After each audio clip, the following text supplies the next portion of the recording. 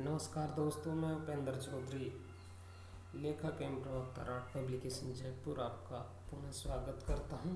और दोस्तों, हम कर रहे थे सी टेट 2021 का लेवल फर्स्ट का पेपर हल।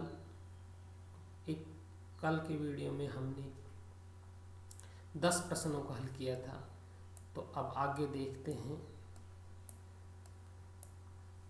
ये 10 प्रश्न हम हल कर चुके हैं पिछले वीडियो में।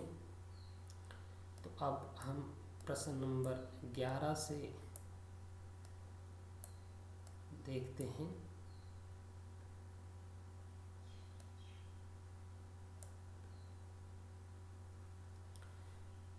जन्म से किशोर अवस्था तक बच्चे की विकास किस क्रम में होता है?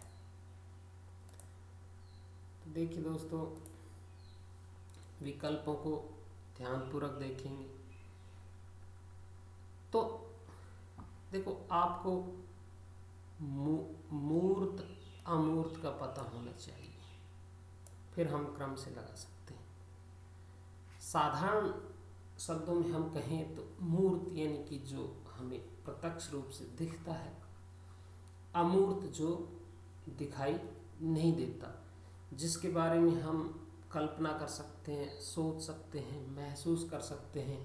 यानी कि मूर्त चिंतन हम उसे कहेंगे जो दिख रहा है, सामने है, उसके बारे में चिंतन मनन करना। अमूर्त जो हम कल्पना करके तो देखिए, अमूर्त जो योग्यता है वो बाद में आएगी, यानी कि व्यक्ति परिपक्व होने पर किशोर अवस्था में जाके आएगी।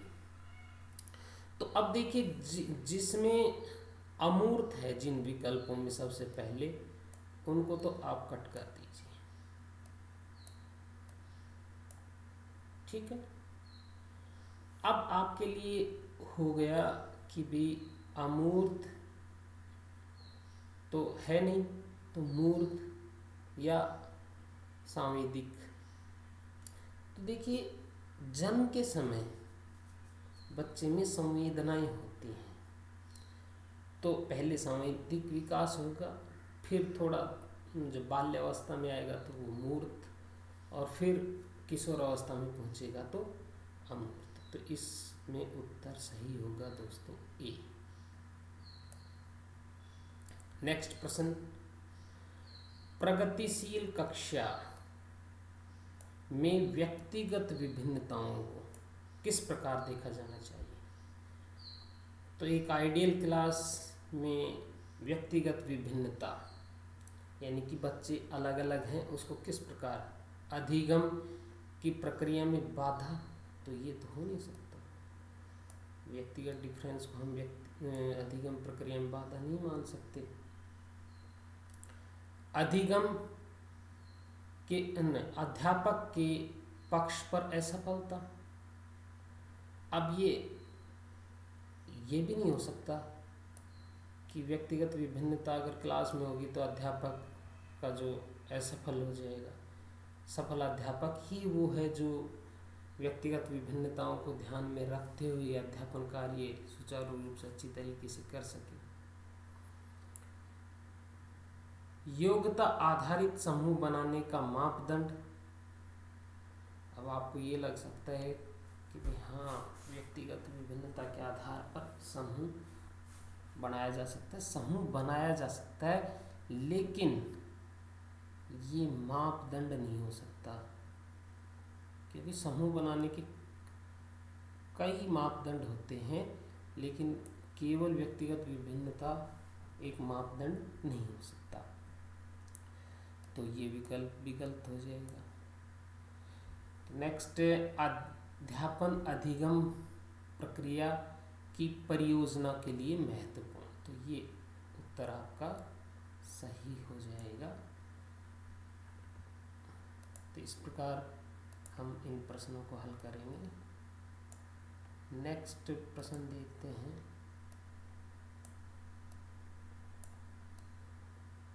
एक समावेशी कक्षा में रिक्त स्थान जोर होना चाहिए।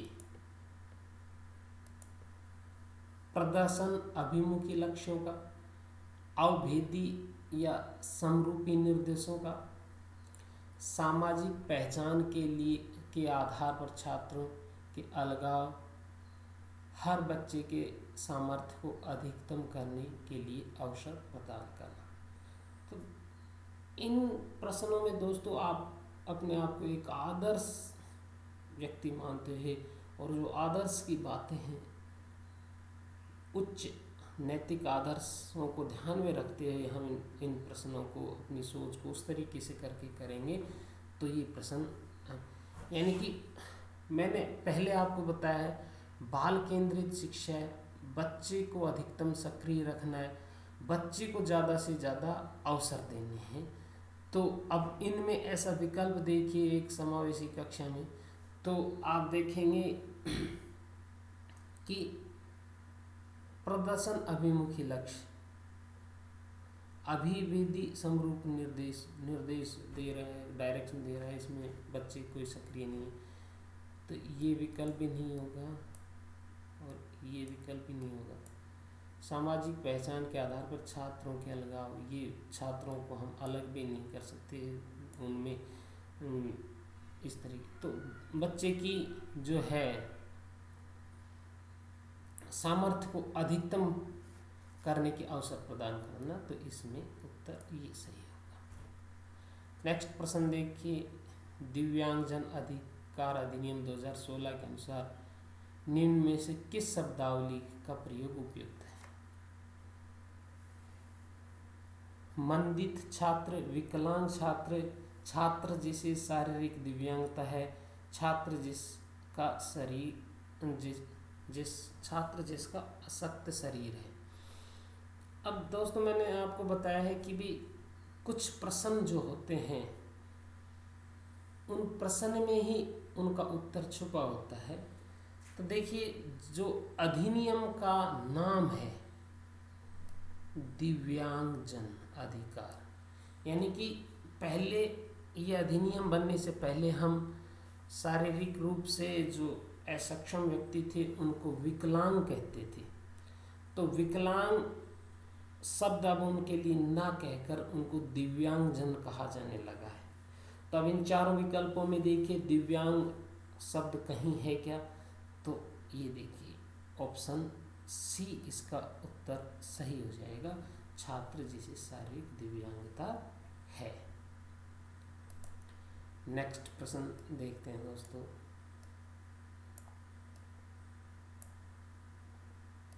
अधिगम कठिनाई से जूझते छात्रों की जरूरत को संबोधित करने के लिए एक अध्यापक को क्या नहीं करना चाहिए? देखिए दोस्तों, सीटेट में ये बच्चों के लिए स्पेशल ध्यान में रखने के लिए जहाँ नहीं आया है उसको भी विशेष तौर पर अंडरलाइन कर रखा, पेपर में ही कर रखा, मैंने नहीं किया।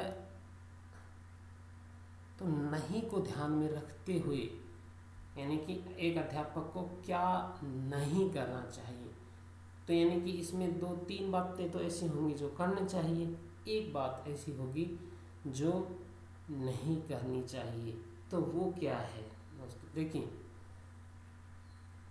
श्रव्य दृश्य सामग्रियों का इस्तेमाल ये तो करना चाहिए, जितना टीचिंग एड में देखने और सुनने वाली वस्तुओं को ज़्यादा से ज़्यादा टीचिंग एड में शामिल किया जाएगा तो अधिगम प्रभावी होगा। संरचनात्मक शिक्षा शास्त्रीय उपागमों का इस्तेमाल ये भी करना चाहिए, जो शिक्षण के सिद्धांत दे रहे। व्यक्तिगत शैक्षिक योजना बनाना ये भी करना चाहिए। शिक्षा शास्त्र और आकलन की जटिल संरचनाओं का प्रयोग, अब देखो ये विकल्प में है जटिल संरचनाओं का प्रयोग, तो वो पहले ही अधिगम कठिनाई से छात्र जूझ रहा है और उसके लिए आप हार्ड से हार्ड जो टीचिंग मेथड अपनाओगे तो वो गलत हो जाएगा। इस प्रकार से आपका उत्तर विकल्प 4 नंबर आपका सही होगा। नेक्स्ट प्रश्न देखिए दोस्तों, सृजनात्मकता की पहचान का प्रमुख लक्षण क्या है? तो सृजनात्मक बालक हम किसे कहते हैं? जिसमें कुछ नवीन करने का गुण हो, कुछ जो एक स्वयं के द्वारा एक नया कुछ कर सकता है, कुछ भी अनुपयोगी वस्तुओं को जोड़कर कुछ उपयोगी बना दे, कुछ क्रिएटिव बना दे, तो कुछ नवीन ज्ञान, तो वो छात्र में अब आप देख सकते हैं किस किस तरीके की योग्यताएं हैं। कम परिपक्व ये तो हो नहीं सकता,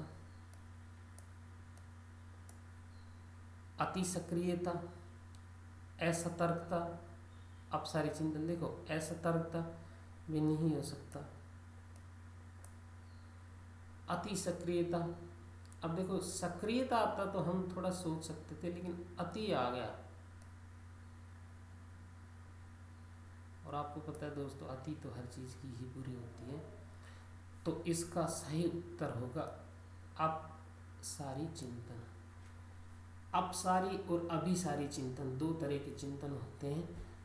तो सृजनात्मकता की जो पहचान है वो बच्चा जो होता है अपसारी चिंतन होता है, उसमें अभिसारी चिंतन होके अपसारी चिंतन होता है। नेक्स्ट प्रश्न दोस्तों, विविध पृष्ठभूमि के अधिगमकर्ताओं को संबोधित करने हेतु एक अध्यापक को क्या करना चाहिए? तो विविधता संबंधी मुद्दों पर बातचीत टालनी चाहिए? नहीं, ये तो नहीं करना चाहिए।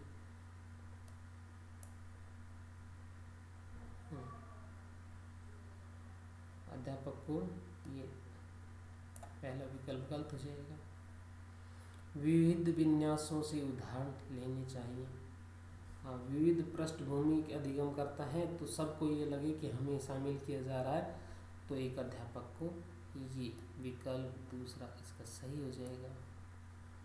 सभी मानकीकृत आकलनों का इस्तेमाल करना चाहिए, ये भी नहीं करना चाहिए इस समय। और ऐसे कथनों का इस्तेमाल करना चाहिए जो नकारात्मक रूढ़िबद्ध धारणाओं को मजबूत करे, तो ये भी विकल्प गलत हो जाएगा। तो इस प्रकार हमारा उत्तर 2 नंबर सही हो जाएगा। नेक्स्ट प्रश्न देखिए दोस्तों, समस्या समाधान क्षमताओं को किस प्रकार सुसाध्य किया जा सकता है? तो लगातार अभ्यास और कार्यान्वयन पर जोर देकर, समस्याओं के हल हेतु अटल प्रक्रियाओं के इस्तेमाल को बढ़ावा देकर, समरूपों के इस्तेमाल को बढ़ावा देकर, और विद्यार्थी में डर की भावना पैदा कर। देखो ये तो सबसे गलत उत्तर ही हो जाएगा, विद्यार्थी में डर की भावना तो पैदा ही नहीं करनी है। ठीक है, नेक्स्ट इसमें देखिए अटल प्रक्रियाओं, यानी कि अटल यानी कि जिसमें कोई बदलाव ना हो सके, जो कह दी वही, तो ये भी नहीं हो सकता। अब बच गई विकल्प 2, लगातार अभ्यास और कार्यान्वयन पर जोर देकर। इससे भी समस्या का समाधान होता है, लेकिन प्रश्न जो हमें कह रहा है समस्या समाधान क्षमताओं को किस प्रकार सुसाध्य, यानी कि कम मेहनत से ही वो अधिक सफलता प्राप्त करे, जो सुगम हो, उसके लिए आसान हो समस्या का समाधान करने में।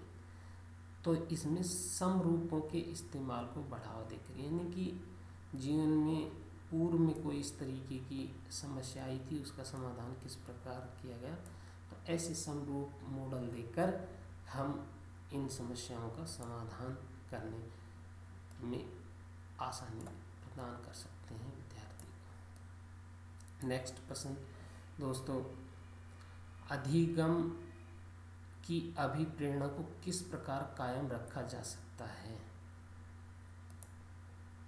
तो बच्चे को दंड देकर ये तो नहीं हो सकता। बच्चे को दंड तो देना ही अपराध है। और अब जो शिक्षा का अधिकार अधिनियम 2009 के अनुसार, RTE एक्ट 2009 के अनुसार बच्चे को दंड देना मना है।